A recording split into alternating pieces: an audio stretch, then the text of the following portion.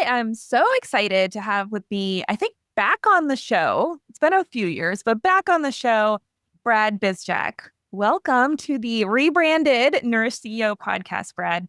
I'm super pumped to be here, Laura. Thank you so much for having me back. Yeah, and Brad and I were talking a little bit before we hit record about what we want to hopefully cover today. I know conversations can squirrel off into lots of different directions, but the thing that I wanted to have Brad come on to talk about today is something that I have personally experienced for sure in the last couple of years. I know a lot of my clients, even the very successful ones, have had this experience in the last year and a half, 2 years, where either stuff has been harder than it's been when they started their business originally, or they've had some really serious challenges that have happened in their business where if they didn't have the mental fortitude to get through that, then that might have been the end of their business. So I know that's like super positive and we're all talking about positive mindset, but the reason I love Brad's work is because he's one of these people who I'm like, I don't know how you're always so happy, but even when ish is hitting the fan, it seems like you're so happy about stuff. And so I do feel like just being able to handle very serious business challenges with grace is something that I know all of us can benefit from. So before we get into that, Brad, can you tell us a little snippet? I know you have probably a lot of stories you could tell, but a snippet as to how did you even get into this and why should people believe you when it comes to talking about mindset?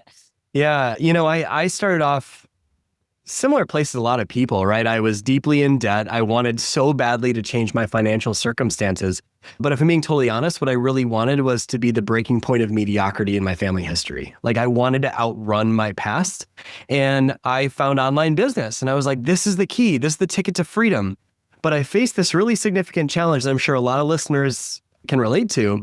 And that is no matter what I tried, it just didn't work, right? I was doing all the right things, listening to the podcast, reading the books, and it wasn't working for me. And I would start to get in my head because it was working for everyone else. And I would take their success to mean my failure. And I would find myself on the couch, binge watching Friends reruns, feeling sorry for myself, downing a plate of microwave nachos and just getting pissed off at myself that I was in these states.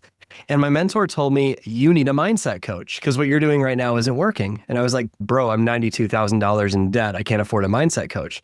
But if nothing changes, right? So I remember hiring that mindset coach, maxing out my last credit card.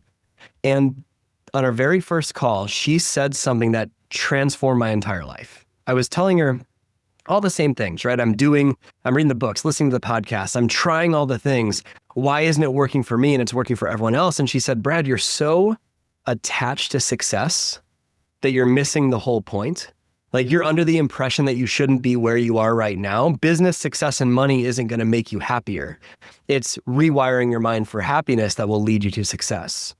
And that thought set me on this path of all of these different tools and trainings and things that really helped me shift my belief system, what was going on subconsciously behind the scenes that I didn't even realize was there.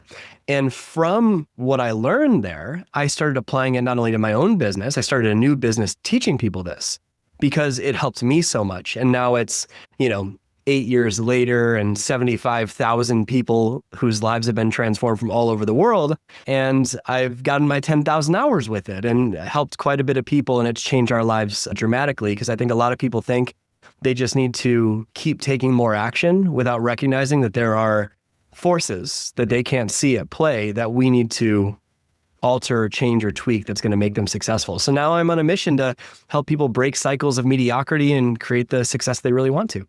I love it. And I feel like that story is so indicative of where a lot of people kind of take the other direction, where it's like they're struggling, they're, doing all the things, it's not working for them, they see it working for other people, and they just decide, I guess this isn't for me, and they quit. Versus saying, no, this has to be some solvable, right, in some way, shape, or form, and having that person tell you to go work with a mindset coach when logically it was like, no, I do not have money for this. Yeah.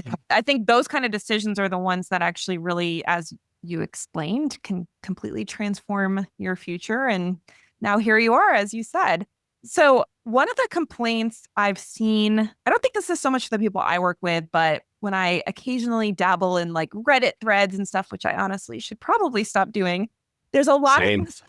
of lot of this perspective about mindset work in general or mindset coaches where people really think it's like it's a grift, right? They're like, this is BS, this is spiritual bypassing, this is, you can't just like slap a happy face on and just pretend everything's fine. And, so there's ironically, a lot of negativity around mindset as just a practice or something to be worked on or something to even hire a coach with.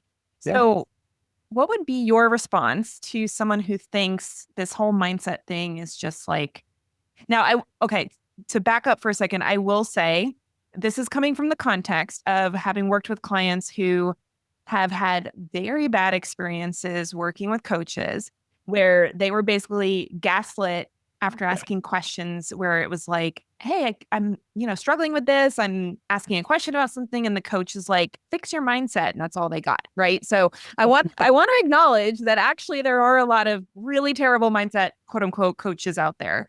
And I know that doesn't mean that all mindset coaching is the same. Right. So can you share what you would tell somebody who's maybe had a bad experience or felt like mindset was almost like weaponized against them in a business program that they've worked in? Yeah, I definitely want to provide some hope and optimism about it. And we'll talk exactly about that, which is optimism. But most people would be right in the sense that most people that claim to be mindset coaches, like there is a problem going on where it's let's put a smiley face on the butt of a pig. And, that's kind of what it feels like. It's this reframing and it's a lot of distraction. And if I'm being fully transparent, when I started my business years ago, before I had all these tools in my tool belt, that's all I knew how to do, right? And so a lot of times people will claim to be life coaches when they haven't experienced much of life, right? And so it kind of gets conflicting, like where do we take advice from? And so I want to make one thing abundantly clear. Mindset, that word gets thrown around so much in this space. Mindset is not be positive. That is not what that means. Because when you see someone that tells you to just think about it positively, what they're telling you to do is to avoid a problem. It's pretend the problem doesn't exist. It's going to your garden and closing your eyes and meditating, going, there are no weeds here, and expecting the weeds to disappear. It doesn't work like that. It requires true optimism to face what you're dealing with. Now, true optimism and positivity are very different things. Blind positivity is just as toxic as pessimism because it's pretending a problem doesn't exist. Pessimism just means you're gutless and afraid to get hurt again. But optimism is, okay, this is a significant challenge. This is what I'm feeling. I'm feeling overwhelmed, anxious, whatever it is. Okay, I'm going to use some great tools to help me through this state because I believe in my ability to figure it out, right? So it's coming face to face with what you experience. Now, I want to give a definition of what really needs to be worked on from a mindset perspective, and this is what will provide hope, right? If you are ever in a situation with a mindset coach and they're talking about just being positive, run.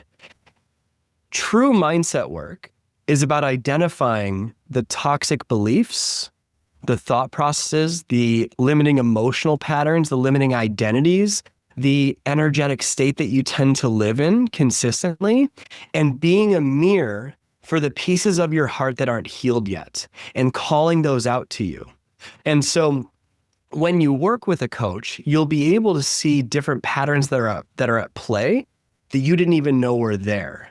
And so that's one of the greatest keys to all of this. Great coaching really helps someone take a look inside and see what's really going on at the root level. Most people try to change the fruit, right? Which is going to an apple tree and taping a pear on there saying it's a pear tree. That's not how it works. You have to dig up the apple tree and plant a pear tree if you want it to work.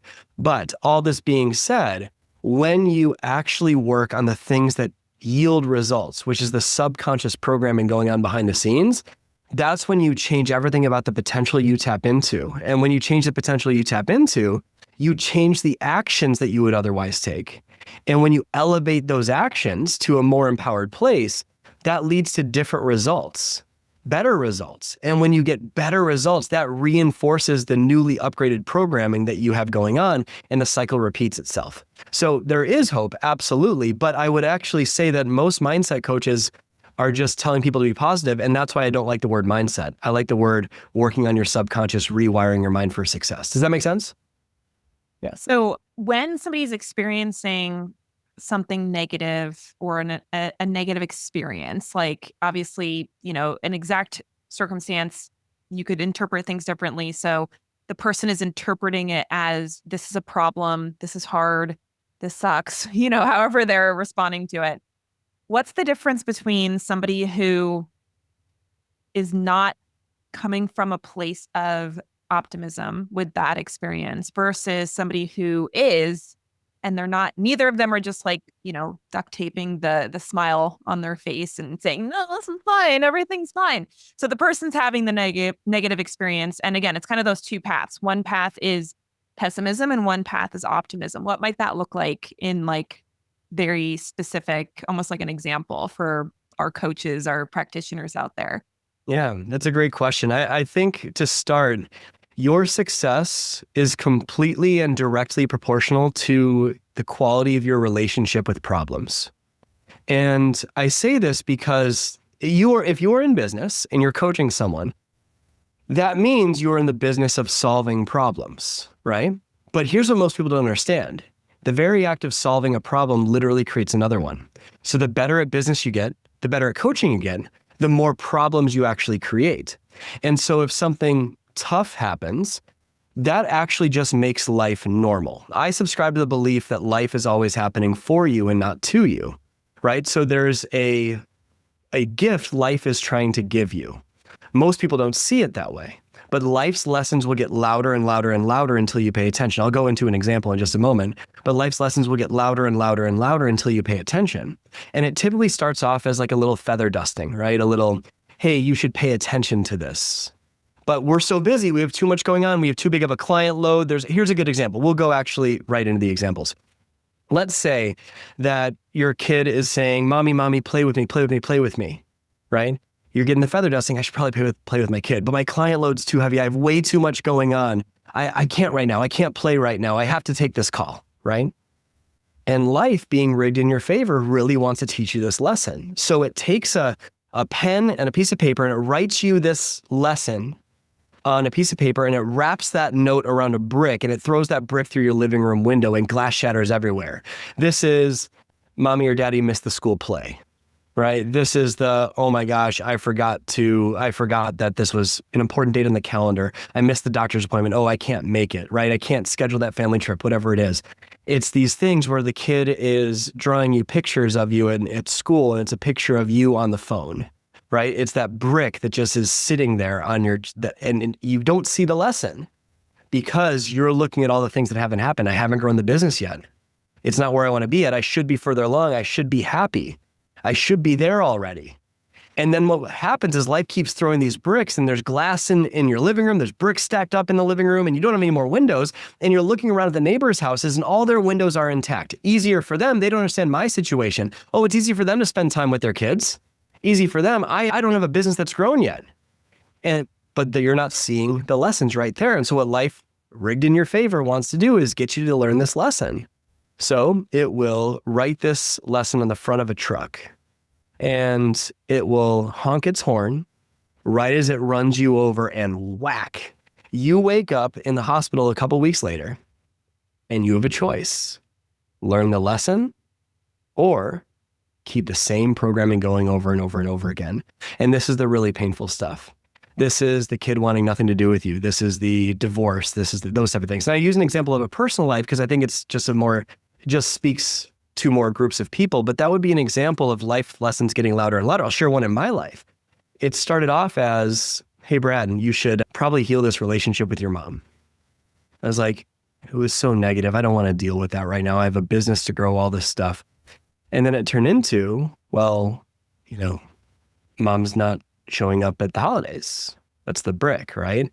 I'm getting kicked out on some of the holidays. Mom's not calling. What's going on?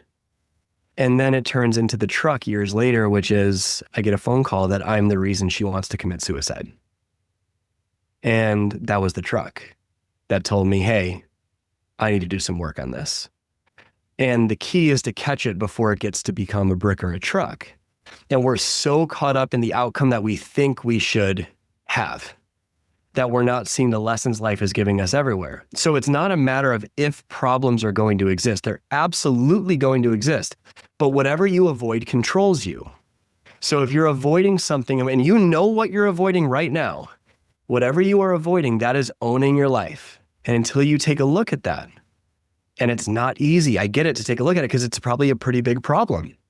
But like I said, to the degree in which you are willing to have a beautiful relationship with problems is the degree in which you're willing to be successful, right? So that's more of a negative example of when life throws you curveballs. But like I said, life will always throw you curveballs. I'll give you one more example of my life on the flip side. After I had these tools, after I've been using these for a while, because I think a lot of times people think that seasons in their life when it all seems to go wrong all at the same time, it shouldn't be like that for them, or it's different for them or harder for them. And that's total BS. That's not true. That is actually a very normal occurrence on the path of personal growth. It's called the death of your ego, meaning your values have shifted, and what kept you safe up until this point is no longer the thing that's going to keep you safe. And so you need to grow, you need to let go, you need to shed those structures that kept you in this comfort zone. And so this is probably about 1.5 years ago now. We had been on this upward trajectory in business, right? It took about 7 years to get my business off the ground. But once I figured out how to do it, it started growing and growing and growing for like 4 years straight. It was just up, right? And we were doing about 2.5 million sales a year. And it was awesome. Things were flying high. The margins to protect that was great. And then the beginning of 2024, it all seemed to go wrong all at the same time. And what do I mean by that?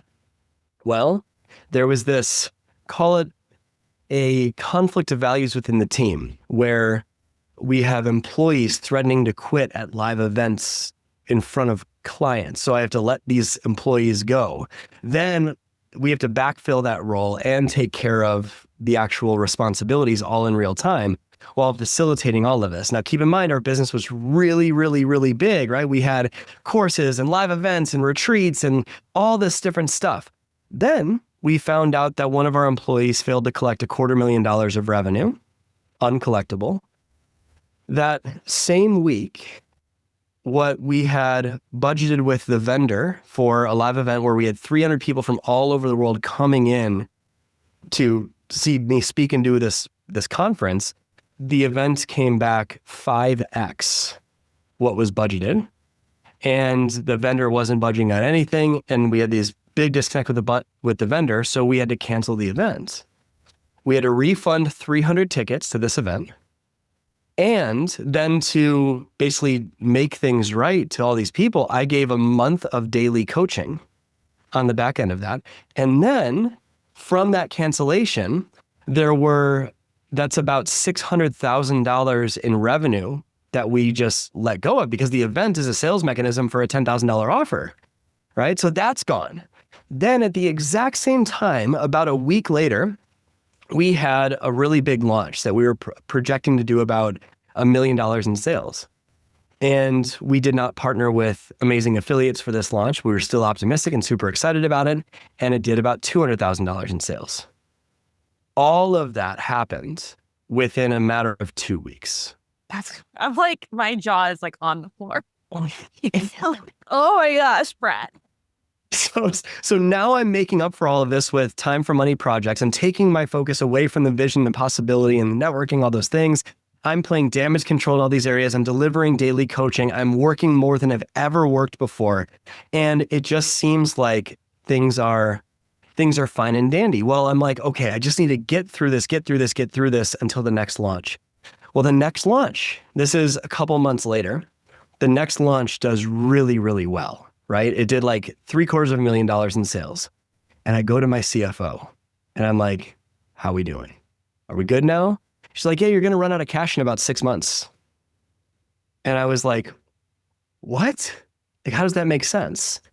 And so from there, we went through this period where we let go of so many of our teammates. And it was my whole reason for telling you all of this is because there was a 2-week period of intensity, followed by a ton of just over focus on work, followed by, oh my gosh, I thought we were past this. And then there's the extra kick in the butt that I have to let go of these amazing people that I love and care about. All of that happened in a span of a couple of months. And so my psychology through that period of time, there were moments where I was overwhelmed, right? There were moments when I felt anxiety or worry. And that is normal because uncomfortable emotions are a good thing. They are a call to action for your life. And the more you resist them, the more they show up, right? And so I would feel them. I'd experience them just like any human being would. And with the belief that life is happening for me, not to me. With what can I learn from this? How can I grow from this? What is this giving me that I can't see right now? That turned into one of the most beautiful gifts our business has ever had. To where now it's a year later, we're in the healthiest position we've ever been in. I am by far the lightest I have ever been, regardless of what's going on in the world, because it wasn't this problem should not happen. It's this happened, I feel that, and here's what I'm going to do about it. So all I'm trying to say is problems are always going to be there. How do you relate to problems? That's what's going to make the biggest difference in your life. I'm like, oh my gosh, that was a lot of stuff happening in a very short period of time. And I do think that for most people, that kind of stuff would be like the end of their business. Yeah. I mean, well, how you think when you're down determines if or how long it'll be until you get back up. Mm-hmm. You know, if that happens, for a lot of people, it would be because they're focused more on the problem than the solution, right? They're focused more on what's wrong, what shouldn't be there, instead of what they're grateful for and what they're going to do about it. Mm-hmm. Yeah. So, and I'm always like hesitant because I'm like, is this me like not having the best mindset? But I'm really curious with that second round of like, dang, this is not getting fixed the way I was hoping it would be fixed. What was like the big aha moment or lesson that was able to help you turn everything around? Because I feel like with letting people go and all of that, I mean, I can totally understand that's really hard if you have somebody, especially you really like them. It's not even like you don't like them. You want to keep them on your team. So what if you were going to kind of like package the big learning that had to happen, unless you're still in it and you're like, I'll be transparent here about what it was. I recognize that I was leading my business the way that my parents led their marriage. And it was this is exactly what we're talking about with like mindset stuff we don't realize is going on, right? Subconscious patterns, past traumas, past pains, they come back and they will eat you alive if you do not solve them and you don't work on them. So when I was growing up, my dad, my superhero, right? Like dad was like the most amazing guy in the world. And he was very conflict avoidant, right? Wouldn't face conflict, wouldn't deal with any conflict, and was very pleasing. Wanted everyone to be happy, right? Didn't want to ruffle any feathers. Well, the lesson that I really learned with this is that I was running my business that way because I wanted to be like my hero, right? I was just appeasing everyone. I was way overpaying for roles that were within my company. I was just wanting to provide benefits and do all this stuff. And there was a gross overspending in the business, some of which I didn't even know was happening because I was just like, I just want to make them happy. Just want to make everybody happy. If they're happy, they'll stay. And it kicked me in the butt. And it helped me recognize how to be a true leader, because from doing that and being passive, what ended up happening was the company it didn't even feel like mine anymore. It kind of was, and this is a whole different topic for maybe a different day, but the culture was different. It wasn't a reflection of me. And that was kind of the root of all of it. That and look at your P&L. our mutual friend Mel Abraham was Yeah, well, he was one of the happy ones about that one. Yeah, so that was a big one. And there were so many lessons along the way. And keep in mind, to everyone listening to this, let's say, I know you might be looking at this story and being like, okay, well, that's a problem that's for a more developed, more advanced business. And while that may be true, and you might have a business the same size, I'm not saying either way, this type of stuff is all relative and will happen at every single level. One example that may be a little bit more relatable is I didn't realize that not letting go of some beliefs that were given to me from childhood were stopping me from my business growing, right? If you ask yourself, whose love did you crave as a child? Not whose love did you get, whose love did you crave, mom or dad? And you find out who it is. For me, it was mom. And you ask the question, who did you need to be to receive love from that person? For me, the answer was submissive and perfect. I need to be submissive and perfect. That's how I receive love. Well, how does that show up in a business? When it comes to putting your voice out there, let's say you have a mission and a purpose, and I want to put my voice out there, but I have to make sure and get validation and approval before I do. I have to make sure everything is right before I even start. So what am I going to do? I'm going to hold back. And so I'll start to overstudy. I'll look at all of the different books, listen to all the different podcasts to make sure I'm doing it right, but never go all in. And I was playing life not to lose instead of playing to win. And so it wasn't until I healed that belief and that relationship and that past pain where that unlocked. And all of a sudden I was like, okay, cool. I'll just share about this and serve people. So that's a example more towards the beginning of business. But my point with that is to illustrate that it will happen at every level.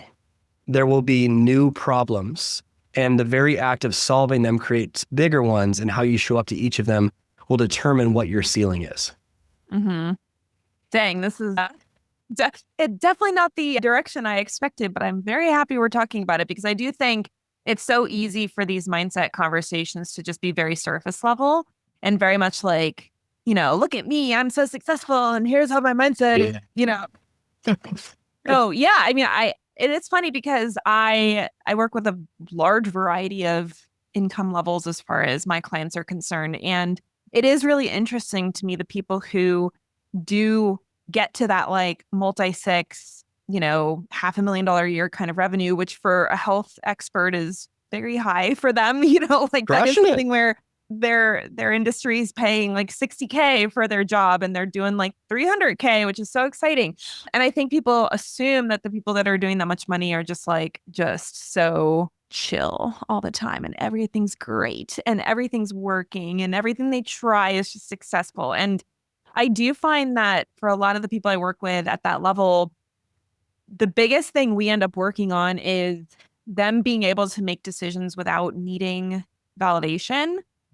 And that's something where I have to really have some really strong boundaries in a loving way to people because I'm like, listen, I am not the decider of your business. Like I will give you some thoughts. I will share, my experience. But at the end of the day, you need to be able to make a decision here. And I do find that the people that we work with, they are that like people pleasing, perfectionist, I want to make everyone happy type of person. And either it creates the problem that you were just mentioning where it's like they won't put anything out there because they don't feel like it's safe to share their thoughts because God forbid you get an angry comment, and there's plenty of those no matter what you say. So you're really never going to avoid it. So there's like the beginner problem of I'm so afraid to make somebody upset that I won't even put myself out there. And then there's the more advanced problem I see, which is the person who is making money, but they're basically like pumping the emergency brake really hard in their business because, oh, well, if we get too many clients in this program, I can't serve them all at the level I want to. And then people are going to be upset. Or, oh, if I change the price, like people are going to be upset because it's too expensive now. And so a lot of the decisions they make in their business are around, like you said, trying to avoid making people upset versus actually just making business decisions that help the business and help the client. And helping the client doesn't always mean doing what they want you to do with exactly, the options like the price and the group size and all of that. So I do think that's a really important thing that I hope all of you are taking notes about because that's, as Brad said, that's not like, oh, you just started developing that belief because you started a business. Like you probably developed that belief when you were 3. Mm-hmm. 100%. Yeah. Yeah. Go ahead, Laura. Sorry. Oh, I was just going to say, so for people who are experiencing a lot of this like hesitation, nervousness, they want to do something, whether it's, little or big in their business. Like you said, you had some really big stuff that kind of collapsed at the beginning of last year that you had set out to do. Where can they start to uncover some of the reasons for this or some of like what is the brick that they need to like read the note on? Because I do think sometimes people get so, and you said this, people get so focused on the problem and the shattered glass of the symptom that they actually don't even know, well, what's the note that I'm supposed to be reading in this exact moment? There's a lot of different directions we can go with this.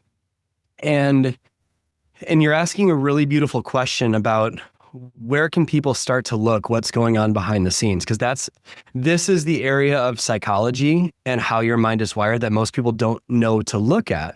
So we'll use the example of, you mentioned perfection and people pleasing as examples. Well, whenever there's a symptom like that, right? So if I ask you, what is the chokehold on your business right now? Everyone will have some sort of answer of what that is. And if you say, well, I'm the chokehold, that just means that the chokehold is you're blaming yourself, which is something psychological we can work through. But you'll probably know what the chokehold is. And so for these, let's say people pleasing and perfection as an example. Well, people pleasing, I look a level deeper and ask, well, what's actually driving this person? Someone that is people pleasing is likely deeply craving the feeling and sensation of significance in their life. They probably don't feel very important and want to. And so they want to make sure that what they share is acceptable, will serve people, that it's the right thing. At the same time, they also want to make sure that it's safe to share, that they'll be able to avoid pain and gain pleasure by doing whatever action it is. And so they'll look for validation to see, how do I compare? Am I enough if I do this? And at the same time, is this a safe choice for me to do? Because certainty and significance are driving that person. At the same time, someone that is living in perfection consistently, where they're either never really getting started because they don't know how it's going to go, or the person that is tiptoeing around the edges of their goal and playing not to lose instead of playing to win, or the person that's doing the actions and it still doesn't feel like it's ever enough. All of those are a sign that you're living in perfection.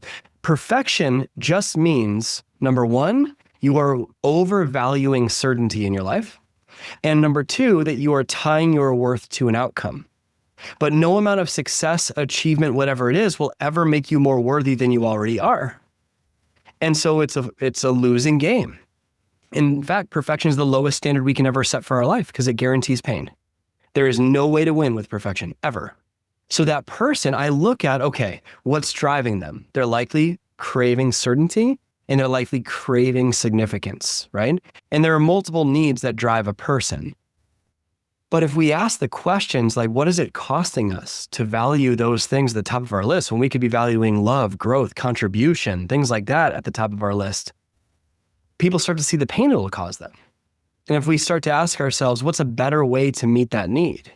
Like you can meet the need for certainty in a variety of ways. You can meet it from exercising. You can meet it from being goofy with your kids. There's so many ways. You could meet it by watching Jurassic Park because you've already seen it and you know it's good, right? Like there's so many ways to meet the need for certainty.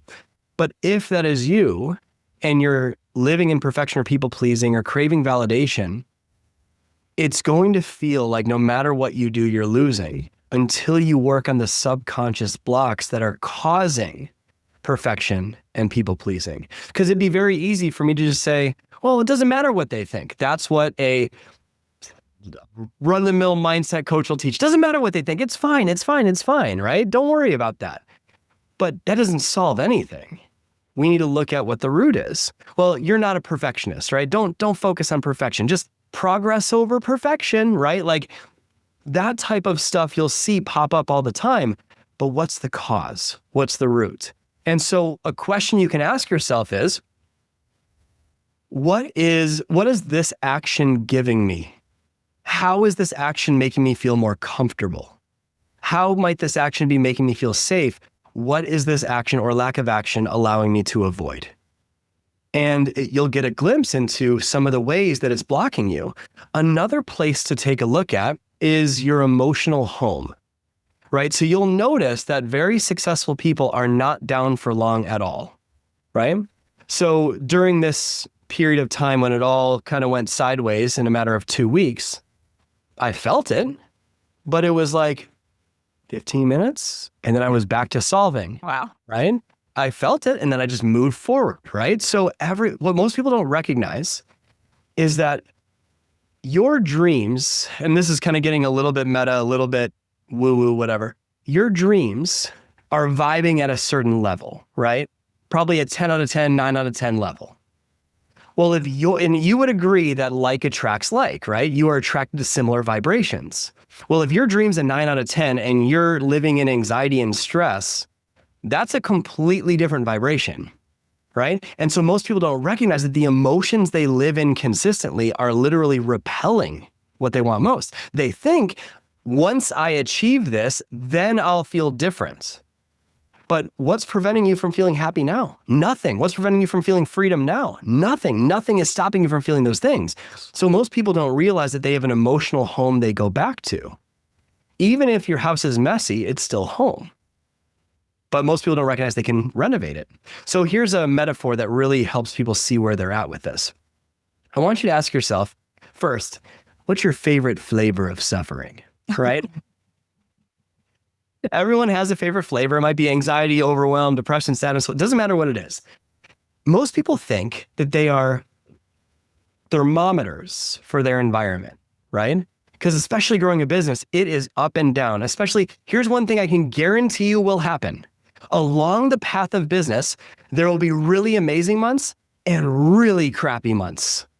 And that's going to happen, period. Full stop. It's going to happen. Now, if someone believes that they're an emotional thermometer, when they have a slower revenue month, their hands go up. They're like, maybe this isn't for me. I'm going to give up, throw in the towel. I'm done. This is terrible. I'm a bad entrepreneur. I'm a bad leader. I can't do this. When you recognize it's just par for the course, it's literally what you signed up for, then we can change the behavior and therefore impact the outcome, right? So whatever you are currently resisting in your life is the thing you are giving your power away to. And when you give your power away to something, you no longer have the power to change that thing. That's what attachment does. So if your business and where it is right now, you're giving your power to that, saying, if my business changes, that's what's going to make me happy, that's you giving your power away, then you have no power to grow your business. You're leaving it up to the outcome, right? The effect. All of life is cause and effect. And if you obsess over the effect, which is the size of the business, the revenue, whatever it is, you forget the cause, which is your emotional state and your belief systems and what's going on subconsciously. And if you forget the cause, you can no longer influence the effect. So most people think that they're thermometers for what's going on in life. So you'll see people up and down emotional chaos. But people that are very successful, you'll notice they might have a little dip, but they'll be pretty steady throughout it. Why? It's because successful people recognize that they are an emotional thermostat just like everybody else. And so let's say that we have 0 to 100 degrees. 0 is like a deep, dark depression. 100 is unconditional love and deep appreciation, right? The highest vibes of all. Your favorite flavor of suffering, whatever that is, let's say it's 65 degrees, overwhelm and anxiety, right? Well, that's not matched up with what you want most. And so what do most people do? They'll write in a gratitude journal for 5 minutes, just like every mindset coach will tell them to do. And so they feel grateful for 3 minutes and then pissed off and frustrated for 23 hours and 57 minutes. So their consistently dominant vibration is pissed off and frustrated. And so let's say you're 65 degrees and something really tough happens and you drop down to 20 degrees. You'll live there for a little bit. You'll feel it for a little bit, but you'll find that you will always rise back up because the furnace will kick on, but only back to 65 degrees, only to overwhelm and anxiety. But the opposite is also true. If you're crushing it, your business is growing, it's thriving, everything's going well, it's 95 degrees outside, the AC kicks on because it can't be that good. And it drops it right back down to 65 to what you know, to what you have practiced the most often and what you are certain you know how to handle. Because your brain is a survival mechanism.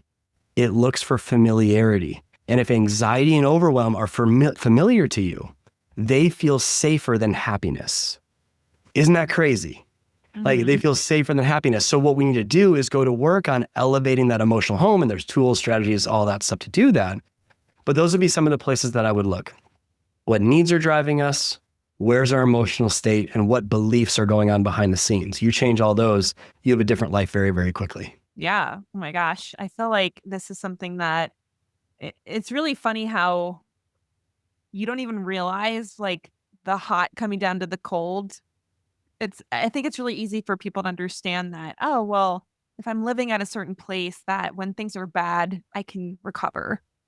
But they're not necessarily realizing that, oh, but recover to what point, right? Recover to that 60 degrees? Is that really where you want to be? Or do you want to be 95? And so I do think that that's something worth looking at because, again, we work with a lot of people who are doing objectively well on paper. Well, like the P&L looks pretty good compared to what some other peers are doing.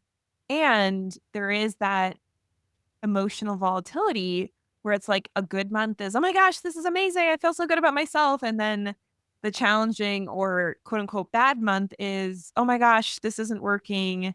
Everything sucks. Like, what the heck? So, and I say this from a place of like, I am definitely not anywhere near as, be upset for 15 minutes like Brad is. I will aspire to get there ASAP. And it is something where like we've been through our own really challenging situations and I've talked about some of them on the podcast, but there are moments where I'm like, wow, I am really glad that I am able to recover in a reasonable period of time because if I wasn't, there's no way that the business would survive this kind of stuff.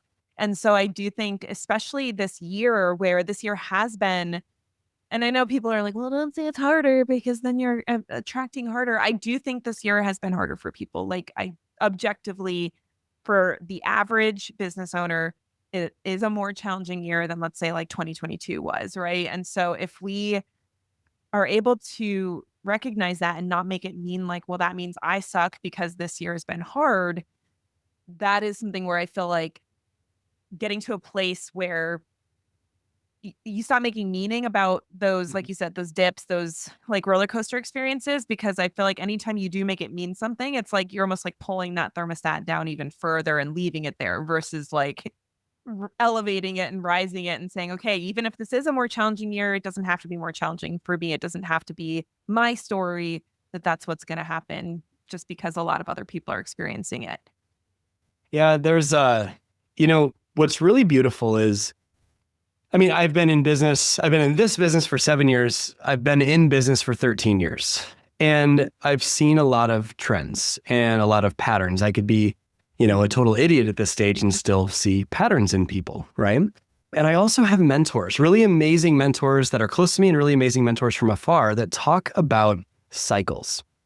And this has been a beautiful blessing in my life to zoom out. Whenever you are in a state of fear, panic, or worry, I want you to close your eyes, imagine your situation, and zoom out from it to 10,000 feet.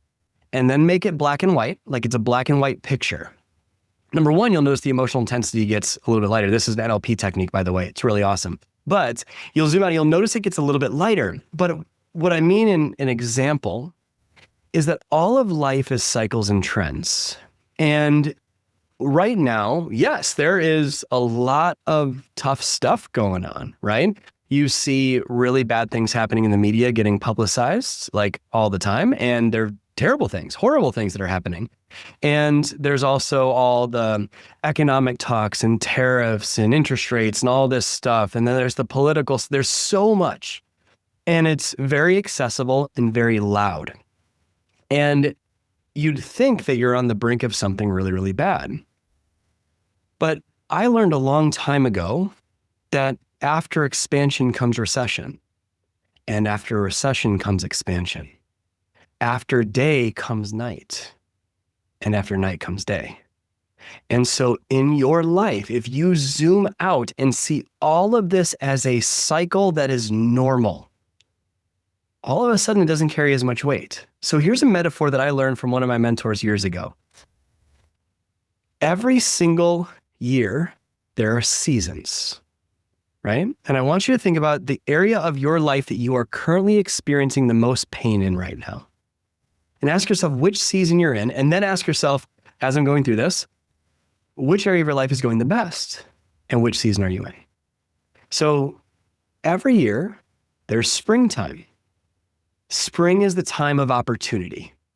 It's when you're planting seeds. It's when you go and you make the new relationship, start the new thing, the new product, the new offer, whatever it is, have the child, all the cool things. It's springtime. It's the new awakening, new beginning, possibilities. Flowers are blooming, right? Birds are chirping, right? And you have to make sure you plant in the spring or else you'll be begging in the fall, right? So spring is the time of planting. the time of opportunity, the new awakening.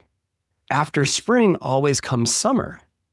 Summer is when it's hot and it's long and you've been working so hard and you just want to harvest so bad, but the crops aren't ready yet. In fact, those crops are getting attacked by pests because, please write this down, all good will be attacked, always.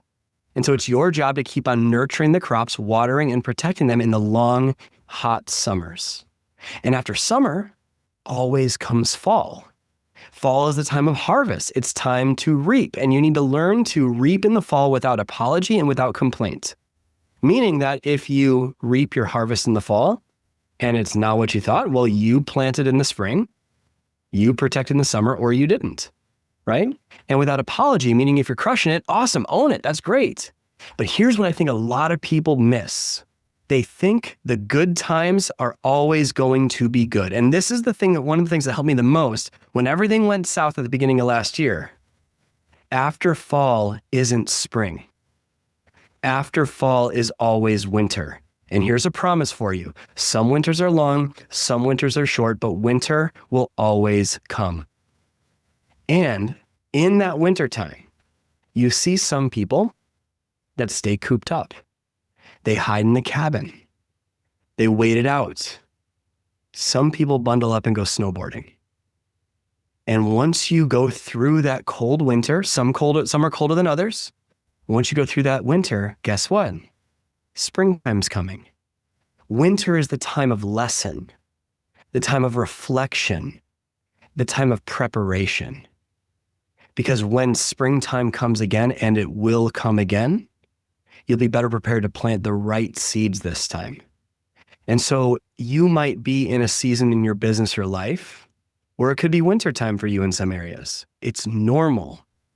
Societally speaking, we typically follow 80-year cycles where there's a really dark time at the end of those 80 years, followed by a really amazing time. About 80 years ago, World War II. About 80 years before that, Civil War, right? It all is cycles and trends. Check out the book, The Fourth Turning. And it measures this every 80 years, dating back to I think the 1400s or 1600s. Something extreme happens. And you can feel the tension building. And it sometimes gets darker before it gets lighter. And it's always darkest before the dawn. So yes, while it is heavy, we just need to recognize that it is a cycle. And in business, it's going to be the same way. Sometimes you're going to be just crushing it. And other times you're going to get your butt kicked. And that's part of business. But when we can zoom out and elevate above the problem and ask ourselves, what season are we in? Well, each season has a different problem that we need to solve. In spring, we need to grind. In summer, we need to make sure we're solid. In fall, we need to harvest and take in and reap the rewards. And in winter, we need to reflect and learn. All of them have a problem that we need to solve. And if you can be smart enough to elevate above the problem and look at the season in whatever season you're in, then you'll know what's coming next. And then you're better equipped to handle it. So I'd go on for hours about that, but I'll tune it back to you. Well, I feel like my brain is melting now, Brad. That I feel like I'm really impressed by the level of philosophical depth that you're bringing this time around. Not that you weren't impressive last time, but I feel like there's an extra level of depth and maturity and all of that I'm hearing. And I'm guessing a lot of that is from the challenges that you faced over the last 2 years, where you have a lot more, a deeper well to pull from, as they say. So all of that to say, as I'm sure I know I could get Brad talking for another 5 hours. I'm not going to, we're not Joe Rogan here. I would love for you to share a little bit about your Success Accelerator coming up. I forget the exact date that we're publishing this, but it should be in the next couple of weeks that all of that is kicking in. So you want to share with our audience about how they can get more of this if they're like, oh my gosh, Brad, this is amazing. I want more. Absolutely. So a lot of what we talked about today is inspirational and it gets you thinking, gets your wheels turning. The unfortunate part, and I faced this when I did podcasts years ago, I faced a problem that I would have a bunch of people that were inspired, but then there was nothing, they couldn't do anything with it, right? And so I made a promise that no matter what insights I bring to people, we will make them tactical based on their own life, not just some fluffy theory like we talked about at the beginning, most of the mindset stuff on the internet. And so I started to recognize that pattern, and I was like, I need to be able to give people an experience to where they can take these insights and actually have a breakthrough, actually experience what does this mean for their own life? And so I put together a 5-day challenge to do exactly that. So if you have related to anything we talked about today, whether it's the validation stuff or the perfection stuff or people pleasing or the tough times in your business or the emotional home or whatever it is, and there's so many other things that we didn't even talk about. If you can relate to any of that and you're like, there's something to this that I need to figure out about myself, that I need to reach in and unlock my full potential so I can actually break those chains of mediocrity in any way. Or if you're that person that's already achieving, but you're just not fulfilled. You might be in a spot where, let's say you're going after big goals and big dreams, and no matter what you do, it never feels like enough. You might be in a place where you know exactly what to do, but you can't get yourself to stay consistent, and you're in that perfection, in that procrastination. You might be in a space where you're like, I know my life needs to change. I just don't know where to get started. No matter where you are at, this program has helped 75,000 people from all over the world, and we will give you a literal recipe for how to rewire your mind for success. By the end of these 5 days, you will have the 5 puzzle pieces that are needed to actually have your own breakthrough. We see people healing marriages, creating within a couple of months, creating 6-figure businesses, leaving the challenge. We see people forgiving their parents. We see people going and all of a sudden they'll have a $7,000 client sign up. There's literally hundreds of testimonials over and over and over again about magic that happens. And so if you wanted to know how do these high performers achieve their goals so much faster than all their peers with less stress, this is going to show you how to do it. We're going to go through identifying what you really want, not what you're conditioned to want, what your heart actually wants in every area of your life. We're going to help you identify what are the greatest limiting beliefs and toxic thought patterns and limiting emotional patterns that are holding you back from getting there. And then the rest of the week, we're going to go to work on breaking through those. And so highly recommend you sign up. It starts on Monday, October 20th. Laura's got the link for you to enroll, but it's going to be a game-changing program. You're going to love it. And I can't wait to see you there. And at the risk of being incorrect, this is all free. Oh, yes, free. We do it once a year, one time a year, and it is my favorite program by far. Yeah, it's free. I wanted to make sure people knew about that because the way you were describing it sounds like a paid program. In all honesty, it should be, but it's made such a big impact that I just want to keep it going like this. Yeah, I love it. Well, we will put the link to that in the show notes. So be sure to check that out and put some space on your calendar for that because this is something that I think everybody needs. Like you said, it doesn't really matter what level you're at. It's not like you get to, well, I'm at 10K months, so now I don't need mindset anymore. Now I'm making 50K months, so I'm good with my mindset. Like it's literally every single phase. And as Brad explained, the problems just get bigger as you get more successful. So you need it all the time. Well, Brad, thank you so much for your just openness and honesty about some of the stuff you've been through and how this work has made such a big difference in your life. And I know that our listeners are going to be more than inspired to actually make some changes to how they're approaching things because I honestly don't think you have a choice anymore. I feel like you might have been able to kind of skirt through, 2021, 2022 with like just some positivity on your face. But I really think this year, next year, moving forward, at least for the next few years, you need to have this as a skill set to be successful, or even I honestly think to survive in online business at this point. And it is something where I know myself included, there's always more to learn. So I really, really appreciate it, Brad. Thank you so much for having me, my friend. We're very grateful to be here.